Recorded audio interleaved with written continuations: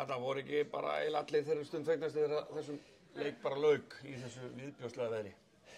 Ég get kannski verið saman á því, við vildum náttúrulega við vildum vinna þennan leik, það er klárt, en það var erfitt að spila fótbolta og bara fyrir bæði lið, þannig að ég neita því ekki, mann var helvíti kalt þegar maður fór út af og Væntanlega ekki þurr þráður á þessu sviti og bleita.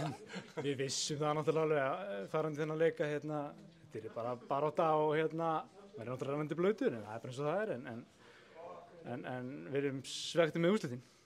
En segðu mér, nú eru komið 4 töp í röð hjá okkur, þetta er ekki gott raun. Hvað svona þurfum við að gera til þess að snúa gengir við? Við þurfum bara að halda áfram að vinna í varnarleiknum hjá okkur og Það er verið að leika dálítið mörgum á þetta völdum.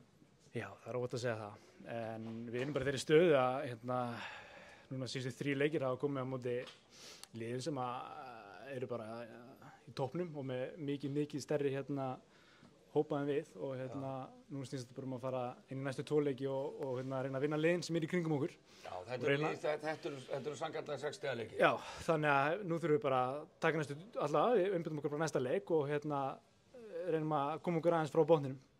Þýðir ekkert að svekkja sig neitt of á þessu leik og bara halda áfram með það ekki? Jú, það er bara beauty við fótboltana, það kemur alltaf nýr leikur og við eindum okkur bara á næsta leik, það er í rauninni ekkert annað að gera. Fjölnir í sem er ykkar sérst næsti andstæðingur, og eins og ég segi, kannski bara Östuð, hvað er þurfið að bæta? Er það bara varnarleikur?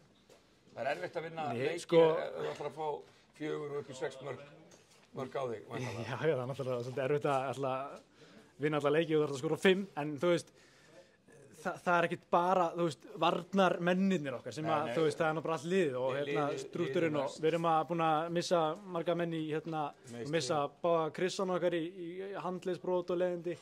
Sölvi farin út, skilur hann að sem er ákveðt, skilur. Já, og hópurinn ekkert breiður fyrir. Nei, og við erum að fá bara unga stráka inn og við erum að blóðga þá bara og en